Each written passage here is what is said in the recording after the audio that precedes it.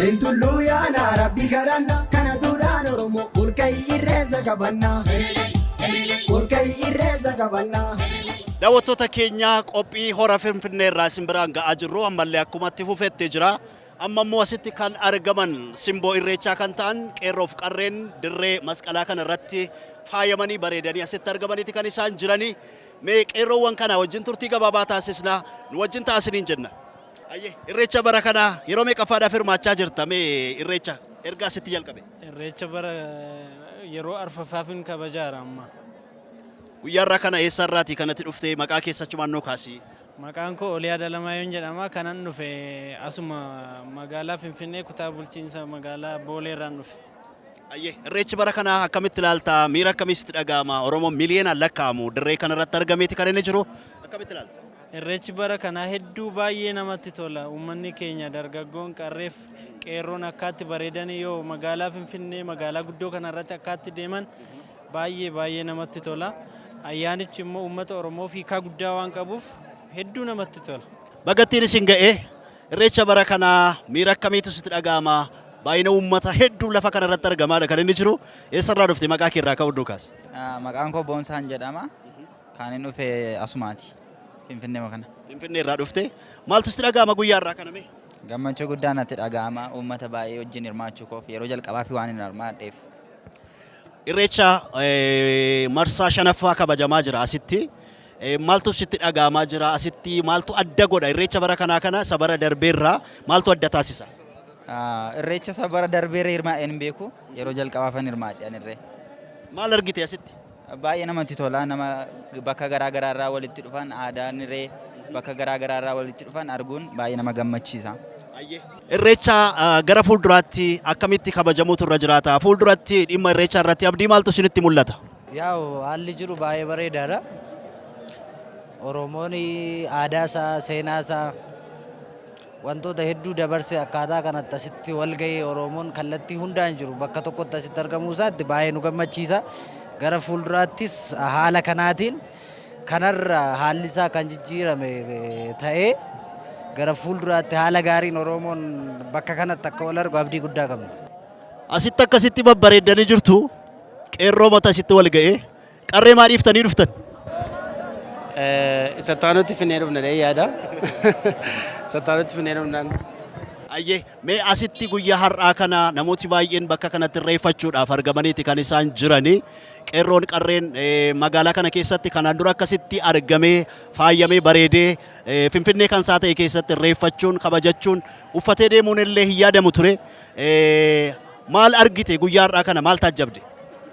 Baay'ee ayyaanni baranaa kan baay'ee sabara darbeerraa adda kan isa godhu hundumtiyyuu uffata aadaadhaanii kan inni faayamee dhufe baay'ee kan namatti toludha.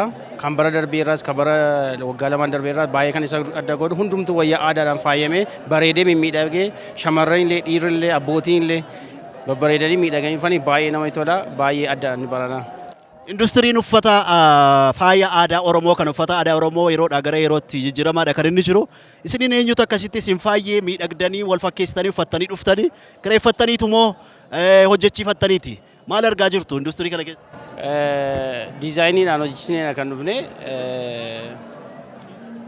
bakki isaallee maqaa isaallee irraanfadheeranii kan yoomiyyuu diizaayiniidha kan diizaayinii godhe baay'ee ittiin miidhagne baay'ee namatti tola baay'ee bareedaadha. Itti gammanneerras ni uffatichattis baay'ee namatti tola. Ayyee galatooma irreecha gaarii isiniif haa ta'u milkaa'uuf kana. Ayyee. Kai markabuuna rabbi garanna bentullu yaana rabbi garanna kana duraan oromoo urkai irreessa qabanna urkai irreessa qabanna ben markabuuna rabbi garanna kai tullu yaana rabbi garanna. Egaa daawwattoota keenya kabajni ayyaana irreechaa ammas akkuma itti fufetti jira. Amma immoo haadholii siinqee magaalaa Boqqojjii irraa dhufanii wajjin jira. Mee maqaa keessan daawwattoota keenya? Maqaan kiyya Adde Zeenii Dhaqqaboo jedhama. Haadha siinqee magaalaa Boqqojjiiti. Ani maqaan kiyya Loonee jedhama. Aanaa Boqqojjii irraa dhufe. Haadha siinqee. Magaalaa Boqqojjii irraa dhufa. Haadha siinqee magaalaa Boqqojjii jedhama. Irreessa dhufne irree keenya irreessi ka uummanni Oromoo aadaa ofii ittiin calaqqisiifatu bareedaadha nutti tolee gammannee jirra jenna. Hayyee mee yeroo meeqaffaaf irreeffachuu jirtan? Irreessa kana kuma 209 irraa jammarree Finfinnee addaan kunneen beennu irreessi irree keenya irree Oromooti. Kamiilana adduma nuti ta'eeyyu. Qeerroo keenya ilaalamee haga baay'atu adduma nuti ta'ee Oromummaa keenyaan itti boonna. Irreessa Finfinnee irree keenya boru warra harsadii deemna. Irreessa kana ittuma fufna aadaan teenne nuu bal'atti dhugaan teenne nuu guddatti dhugaan badde jedhan argamtee galtee Dr. Abiyyiin itti fufyenna. Hayyee mee Oromoon godina hundarraa akkasitti walitti dhufee irreeffata. Maal taajjabda? Miira maaltu isinitti dhaga'ama? Maal mootummaan saba kamuun hammataami? Sabaaf sablammii tokkoon hammata. Hunduu ka Oromooti. Oromoon guddifachaa hammata dabarsee walii kennuu, waliin nyaachuu, waliin dhuguu beeka. Nuyi lammiif illee dhaabannee jirra warri haadha siinqee adaanachiin illee sifaana jirra du'aa hin teene sifaana artii sabboontitti Oromoo naa jedhi. Hayyee galatoomaa. Kai markabuna Rabbi karanna Bentullu yaana Rabbi karanna Kana duraan Oromoo Ulkai irreessa qabanna Ulkai irreessa qabanna kabajamoo daawwattoota waliif TV irraa haala miidhagaadhaan haala bareedaadhaan kan kabajamaa jiru irreecha hora Finfinnee gama keessaniin gahaadha kan nuti jirru qeerroowwan qarreen abbootiin gadaa haadholiin siiqqee uffata aadaa isaaniidhaan miidhaganii bareedanii bakka itti argamanidha jechuudha. Kana qofa miti sabaaf sablammoota hedduudha kutaa biyyoota garaagaraarraa dhufanii kan asitti irreechan waliin kabajaatiin jiran jechuudha. Egaa yaada isaan nuu kennaniinis irreechi kan obbolummaati, kan jaalalaati, kan nagaati. Nutis kanuma labsuudhaan obboloota keenya bukkee dhaabbachuudhaaf bakka garaagaraarraa imallee Finfinneetti kan dhufne jedhanii yaada isaanii nuu qoodaadha kan isaan turani. Ammas qophiin keenya akkuma tufettidha kan inni jiru irreecha hora Finfinnee gama keessan keenya ammallee sayyuun deeminaan wal turaan affeerraa keenya turti gaarii. Kai markabuna Rabbi karanna Bentullu yaana Rabbi karanna Kana duraan Oromoo Ulkai irreessa qabanna. Egaa kabajamtoota daawwattoota keenya akkuma jalqabarraa isin biraan gahaa turre amma immoo as Eddoo Masqal Addabaabayii jedhamutti wal geenyeeti kan nuti jiraachudha. Akkuma argaa jirtan uffata aadaa baay'ee bareedaa ta'een ayyaana irreechaa hora Finfinnee kabajuudhaaf asitti qarreewwan fi namoonni gurguddoon asitti argamaniiti kan isaan jiranii. Mee amma immoo isaan wajjin turtii kan taasisnu ta'a. Amma xumuraatti nu faana taasisanii jenna. Mee eessaraatti dhuftanii akkasumas immoo uffanni aadaa uffattanii jirtan kun immoo maal ibsaa keessumaayyuu inni mataa rakkaatan kun kan jedhu illee nu kaasaa. Yoo duraan dursee baga irreechaa 2016 geessan hundumti keessanii uffanni aadaa eenyummaa ofiiti. Guyyaa har'aa waan baay'ee natti tole tokko jira. Koophiin an kaa'adhe kuni aadaa warra Walaneeti. Aadaa ofii beeksisuuf jecha kophii kana nutti kaa'an. Aadaan ammam akka bakka qabdu, ammam akka iddoo qabdu isaanirraa barannee jechuudha. Nuti amma akkanatti aadaa keenya hojjetan aadaa jiddu galeessa kanaati. Aadaa gootonni keenya yeroo baay'ee haala kanaan uffatu. San diizaayin goonee uffanne. Isaan immoo haala nuti itti uffanne kana jaallataniiti. Kophii isaanii immoo nurra kaa'atanii jechuudha. Isaantu nuuf kenne. Oromoon fira baay'ee horachaa jira. Aadaan keenya ammataadha, jaallataadha waan ta'eef firoonni keenyas immoo horteewwan kuushnu wajjin gammadanii aadaa isaaniillee nutti kaa'atanii guyyaan baay'ee itti gammadeedha galatooma. Irreecha kana gaafa keenya ammas nutti fufa. Irreecha kana yeroo meeqaffaaf hirmaattanis? Ani irreecha kana ganna 6-7 hirmaadheera. Kanan dhaladhe godina Jimmaa Onaa Limmuu keessatti dhaladhe. Ganna 6-7 achii keetiin dhufaa ture. Hamma immoo dubbiin akka kaleessaa miti. Ol geenyee bal'innaan haala itti kabajaa jirrudha waan baay'ee nama gammachiisudha gammannee jirra. Galatoomaa. Kai markabuna Rabbi karanna Bentullu yaana Rabbi karanna Kana duraan Oromoo Ulkai irreessa qabanna. Daawwattoota keenya kan daawwachaa jirtan TV keessan waliif TVdha. Egaa har'a kabaja ayyaana irreechaa gaggeeffamaa jiru irratti Oromoon godina hundarraa dhufee bifa ho'aa bifa bareedaa ta'een kabajachaatiin kan jiru. Gidduutti immoo keessummoota finnee dubbisaa yaada isaanii kan isin biraan geenyu ta'a. Amma xumuraatti nu waliin tura. Kai markabuna Rabbi karanna Bentullu yaana Rabbi karanna Kana duraan Oromoo Ulkai irreessa qabanna. Oromoo walaataan wal jalaayaas adawwii Oromoo Rabbi kashfiyaa godhu jabaa baay'atarra qaba Rabbumti waddaayi humnaallee dura dheedaa suujii gaafa dheebeessaa hurruma gaafa dheebaa faana gaafa mucucaa Allaa Rabbii guddaa hamtu malee rabbi nurraa qabu balaan deemullee rabbi nurraa qabu gabaara gabataa bara dhufu hoolaa yabarre kan dura goobee booddee oomu malaayikaa agabarii rabbitti kan waa godhu shaashoo agabarii sulula keessi jannata heejjenne ilaa hin barrahamata tikashawri kamne barowsirat waan dheesti duraa bahi waan barbaadde harka dura gababaa hin haaju addaqanaa razaqanaa deeytamaa laboorazanaa allahu ahad nabiitu muhammad horaa bulaa gadaarroo baana gaya Irreecha bara kana isa darbeerraati maaltu adda isaa akkamitti argitan? Nuti arra guyyaa Oromoo kabajuu dhufne guyyaan kun ka Oromooti. Guyyaa walii qabamanii bilisummaan boonani irra. Guyyaa walii qabamanii bilisummaan boonani. Tanaayichi guyyaa Oromoo kana akka gosa addaatti kabajuu dhufne ijoolleen teenya hundinuu babbareeddee amata kaanirraa amata kanaas bareeddee tollisiitii ziyaadee tokkummaan teenyaas cimtee akkasitti haala saniin kabajuu jirra jechuudha. Eessaatti kan dhuftani? Nuti Harargee Bahaatii dhufne. Ergaan dabarsinu waliigala wanni beekuu qabnu guyyaan kun guyyaa Oromooti. Guyyaa Oromoo jechuun sabni guyyaa tokko hin qabne sabaa miti. Kanaafuu guyyaa kana jabeessinee Oromoonni biyyayyuu jiru hundinuu eenyummaa ifii kabajuudhaaf ulfeessu ol wanni hafteen jirtu tanaa jecha eenyummaa namaa guuta jedheetii yaade ayyaanni kun akkasitti waan bareeddu. Kai markabuuna rabbi kadhanna beentulluu yaana rabbi kadhanna kana duraan Oromoo urkai irreessa qabanna urkai irreessa qabanna. Karaa toora miidiyaa hawaasaa keenyaa nu daawwachaa kan jirtan jaallatamtoota daawwattoota waliif TV ammallee qophiin horaa Finfinnee irraa simbiraan ga'aa jirru akkuma itti hufettidha kan inni jiru. Amma immoo yeroo kana jechuudha tuuta jabaa faayamanii bareedanii ayyaana irreechaa hora Finfinnee irratti argaman as dirree addabaabaayii masqalaa irratti arganne isaanii wajjin turtii gabaabaa taasifna. Miirri guyyaa irraa isaanitti dhagahame maal fakkaata? Turtii gabaabaa isaanii wajjin qabnu irraati akka daawwattan asumaanis hin hafeerraa. Bagattiin isin ga'e jenna hundumti keessan. Ayyee mee ofii keessan noo ibsaati citiin akkasitti faayamuu bareeduu keessanii maayini? Ulfaadhaa uummanni keenya hunduu baga ayyaana irreechaan isin ga'e.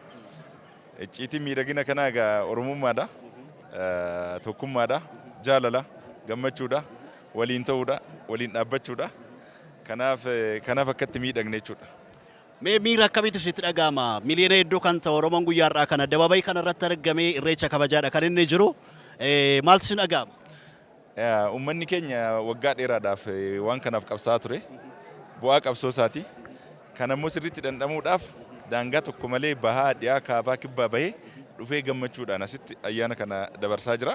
Kanaaf gama biraatiin bu'aa qabsoo waggaa dheeraa itti lafeensaa cabe, itti dhiigni isaa dhangala'e, baay'ee aarsaa guddaa itti kaffale. Eenyummaan isaatti dhokataa ture kan itti addunyaatti ifa ba'e aadaa bareedaa waan uummanni keenya qabu duudhaa safuu uummanni keenya qabu miidhagina inni qabu safuu inni qabu akka inni waliin dhaabbachuu danda'u bareeduu danda'u kan inni itti addunyaatti agarsiisa jechuudha. Kanaaf bu'aa qabsoo isaati jechuudha. Galatooma. Ayyee. Gara Dooktar Siisaa ittan dhufa. Mee akkasitti faayamtanii asitti argamtaniitti guyyaa har'aa kana namooti yeroo baay'ee irreechaa fi amantaa gar tokkotti qabaniiti kan isaan ilaalanii akkamitti ilaaltu iddoo kanatti yeroo meeqaffaaf irreeffachaadha kan jirtan? Yeroo dheeraadhaaf kan irreeffachaa jirru yommuu yuunivarsiitii jalqabnee waggaa dheeraadhaaf irreecha waggaan hirmaachaa turre. Yaa'u sababbiin faayamuu keenyaas irreechi nagaadha, irreechi faayaa, irreechi jaalala, irreechi yeroo galateeffannaati. Kanaafiyyuu yeroo amantiidhaan kan qoodu miti hundumtiyyuu amantii isaatiin dhufee galateeffatee waaqa isaa galateeffatee gala. Egaa booqaa birraa arguu keenyatti birraa darbuu keenya darbinee jirra. Yeroo ifaati, yeroo gammachuuti, yeroo tokkummaati. Oromoon gama gamasii kutaa hundumaarraa wal argaa. Finfinnee immoo handhuura Oromootaati. Handhuura Oromoo kanarratti wal argee galateeffachaa jira. Inni kun seenaa guddaadha. Iddoo guddaa qaba. Oromoodhaaf guyyaa galataa, guyyaa gammachuu, guyyaa guddaa kabajamuu qabudha. Ayyee. Galatooma bagattiin isin ga'e hoogganaa keenya isiniin jechaa jiru. Irreecha guyyaarraa kana akkamitti ilaaltanii eessarraa kaatanii dhuftanii kabajanii yeroo meeqaffaaf irreeffachaa jirtu? Dursa nama hundumu Oromoo martillee baga ayyaana irreechaan nu ga'e. Nuti sagantaa kana yeroo Finfinneetti eegalame kaasee hordofaa jirra. Dhufaatiin keenya nuti ijoollee kuttaa'ee liibanii tokkee kuttaa'ee irraa dhufnee har'a asitti kabajaa jirra. Kanaaf kun immoo akka Oromoo maratti amantaa miti. Wanti itti wanni ta'u hin jiru. Kuni Oromoon hundi kan wal ta'ee waliin ta'ee kabajatu ayyaana guddaa Oromoo hunda walitti fidudha. Kanuma. Gara fuulduraatti irreecha akkamiin kabajuu qaba Oromoon jettanii yaaddu? Irreechi bakka Oromoon eenyummaa isaati. Eenyummaa isaa naannoodhaan lagaan maaliin utuu waliin qoodin tokko ta'ee Oromoon hundi amantaadhaan utuu waliin qoodin kan kabajatu kana caala guddatee addunyaan akka baru gochuun dirqama Oromoo hundaati. Bu'aan irreechaa maali? Bu'aan irreechaa Oromoo tokkoomsa. Kanadha. Galatooma ayyaana gaarii isiniif haa ta'u. Kabajamoo daawwattoota Waliif TV hora Finfinneerraa irreecha sababeeffachuudhaan sagantaa keenya gama keessaniin gahaa turreerraa hora Finfinnee irratti miira garaagaraadha kan nuti miireeffanne tiimii Waliif TV dadhabe osoo hin jennee bakka kufnettis kufnee bakka kaanittis wal qabanne galgalarraa kaasnee aga dandeenye daawwattoota keenya biraan gahaadha kan nuti turre mee miirri hunduma keenya bira ture maal fakkaata isa jedhuuf immoo amma yeroo itti wal gaggaafannu ta'a mee abboomarraa eegal. Galatooma ulfaadhaa irra deebiidhaan uummata Oromoo maraan baga ayyaana irreechaa kan hora Finfinnee kan bara 2016 yookiin ammoo bara 2023 akka lakkoofsa Awurooppaatti nagaan ittiin isiniin geessiniin jedha. Akkuma dareen kaastee tiimii walii fi sagantaa kana bifa garaagaraatiin isaan biraan gahaati tureetti jira jechuudha. Ogeeyyii teeknikaas dabalatee jechuudha. Miirri gama kootiin argee bal'aadha jechuun ni danda'ama.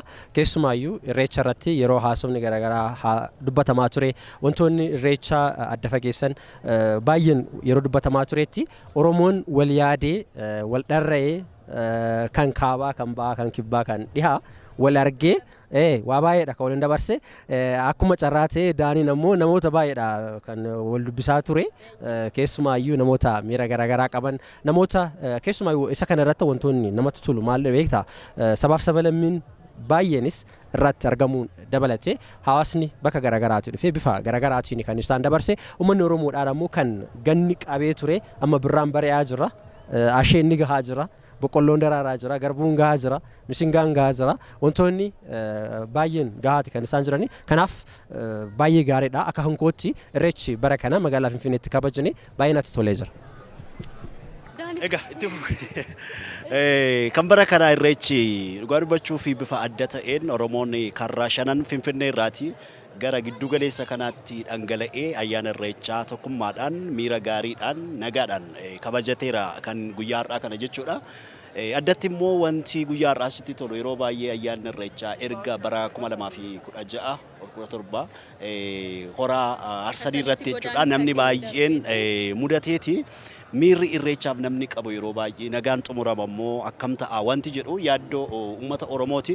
Haa ta'u iyyuu malee irreechi akka xiiqii tokkotti qabateeti. Oromoon yeroo baay'ee kan inni kabajatu namooti baay'een irreecha kanaaf Oromoon wal ga'uu isaatti tokkummaa isaatti akkasitti faayyaa ta'ee magaalaa kana gaafa inni miidhegsu abbaan biyyaa gaafa dhufee giddu galeessa kanatti wal ga'u kan ittiin tolle jiraachuu danda'a. Irra jireessa gaanni kun immoo caaleeyyii Oromoon xiiqeffatee jechuudha. Godinaalee Oromiyaa adda addaa irraa fageenya irraati as magaalaa kanarraa shaggar irraa inni fagoof inni dhiyoo jiru iddoo kanatti wal ga'ee irreecha kabajateeti kan inni jiru. Irreechi gaa iddootti Oromoon tokkummaadhaan wal arguudha. Kan biraa guyyaa har'aa kana kanan taajjabee industiriin uffata aadaa Oromoodhaa haala addaatiin jechuudha ammayyaa'ee bifa addaatiin jechuudha rivoluushinii yookaas haaromsi guddaan akka inni jiru sitti argisiisa qeerroowwan qarreewwan uffati isaan uffatanii jiran waan biyya kana keessatti hojjetame fakkaatu waan biyya alaati jechuudha warri muuxannoo isaa qaban hojjetanii gara kanatti ergan fakkaata ta'u iyyuu malee guyyaa har'aa kana jechuudha faaya addaatiin miidhagee irreechi gaafa akkasitti kabajamu baay'ee kan namatti toludha addatti immoo naaf abboomaan wanti guyyaa har'aa kana asirratti argine baay'ina uummataarraa ka'ee jechuudha mudannoo irreecha kana irratti argine daa'ima qabatanii kan dhufan jechuudha atiif abbaan isaallee daa'imni jalaa baddee tuuta kana keessa gaafa isheen miliqxu gara qaama dhimmi isaa ilaallatutti geessine jechuudha ispiikeriidhaan beeksifne sana booddee jechuudha maatiin miira ayyaanaa ture jechuudha. Kan walitti namni illee wal keessaa boodadhamne illee kun illee asaantiin illee sirriitti ibsuu dandeessi. Maatiin mucaa isaanii argatanii mimmaaniin jechuudha fudhataniiti kan isaan jiran jechuudha guyyaa har'aa kana utuu ijoo mucaa isaanii asirratti dhabaniiru ta'e godaannisa ture jechuudha maatii kanaatii fi egaa wanti kana fakkaatu baay'eenis iddoo biraatti gaazexeessitoota biraa mudachuu danda'a ta'a. Gama keenyaan kana fakkaata irreechi bara kana bifa addaa ta'een jechuudha kabajameeti kan inni jiru. Asaantitti dabarragaa. Asuunis kanumaan wal qabsiistee maaliif miireeffatte? Egaa irreechi ayyaana guddaa Oromoon eenyummaa isaatti ibsatuu fi tokkummaa isaatti cimsatu. Oromoon godinaalee hundarraa bahaa dhiyaa kaabaa kibbaa asitti wal gahee bifa bareedaa ta'een bifa ho'aa ta'een irreecha nagaan irreeffateetiin kan jiru uffata aadaa garaagaraa uffatanii tokkummaa isaanii Oromoon jabaa ta'uusaa Oromoon nagaa ta'uusaa Oromoon jaalala ta'uusaa agarsiisaniitiin kan jiru. Egaa namatti tola haalli ture inni horaar sadii immoo kana caalaa akka bareedu abdii guddaa qaba. Egaa nutis waan hedduudha kan nuti bakka garaagaraatti ilaalleeti miireeffachaati kan nuti turre baay'ee waan namatti toludha. Warroota egaa nageenyaaf sodaatan hedduutu turanii namoonni hedduun balbala isaanii cufatanii sababa Oromoon Finfinneetti dhufee wal ga'uuf qofa nagaa dhibaa laata jedhanii warra yaadaniif Oromoon mataasaadha nagaa ta'uusaa uummanni Oromoo uummata nagaa labsu ta'uusaa irreecha nagaa kan milkii ta'uusaa egaa abbootiin gadaanis immoo marga isaanii qabatanii dhufanii gaara jiidha isaanii bishaaniin tuquudhaan yaa waaqa gannaa bacaqii gannaa sana nu baastee booqa biraa nu argisiiste waan facaafanne hammannee akka galfannuuf ati nu gargaari biyya keenya nagaa godhi jedhanii abbootiin gadaa saadholii siiqqees egaa itti eebbisanidha kan jiru. Kanaaf egaa miira garaagaraa miireeffannee sagantaa keenya haala kanaan bareechinee uummattoota daawwattoota keenya biraan gahaa turreera. Egaa kana duwwaa miti irreechi horaar sadii illee guyyaa borii jechuudha itti fufeeti kan inni jiru namni baay'een asirraati irreecha hora Finfinnee xumuruudhaan gara horaa arsadiitti fuula sadeeffateeti kan inni jiru. Isa barannaa kana wanti adda godhu bulchiinsi magaalaa Finfinnee mootummaan naannoo Oromiyaallee jechuudha. Irreecha kanaatii fi geejjibni qophaa'ee akka jirudha. Baasiiwwan magaalaa kanatti tajaajila adda addaa kennanii irreechaatiif jechuudha. Bilisaatiin namni gara sanatti ittiin imaluu akka danda'udha kan isaan beeksisanii jiran jechuudha.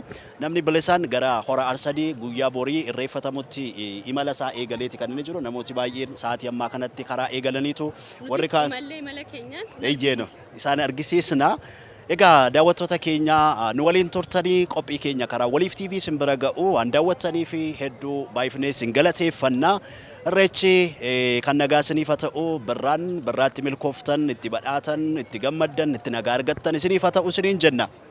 Egaa kabajamtoota daawwattoota keenya akkuma amma tiimiin kun kaasan sagantaan kun miidhagee bareedee akkanatti akkas faana isin bira ga'uuf warroonni nu wajjin turan Oliyaad Badhaasaa akkasumas Lammii Salamoon jechuudha gama ogummaa teeknikaatiin kan faana turanii gama gaazexeessummaatiin asii sagantaa kana isin biraan ga'aati kan ture ana Boomaa Qaasootii akkasumas Diraartuu Nagaash Daani'el Tasfaayee fi Asaantii Muhammad dabalatee sagantaan kun akka miidhagee akka bareedee isin bira ga'u miira keenya baaneeti kan nuti jirru. Oromoon duruu faayaan babareedanii ijoolleen abbaa gadaa wal keessaa reedanii guyyaa dardaraa dubrii jaalalaan walii sirbu.